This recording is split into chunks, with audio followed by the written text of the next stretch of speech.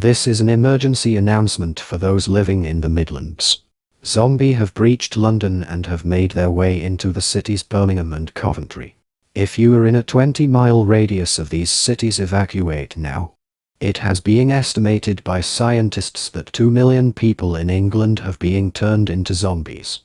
We were also told by the President of the United States of America that New York has had its first reports of the necrovirus and how it is spreading rapidly through the streets.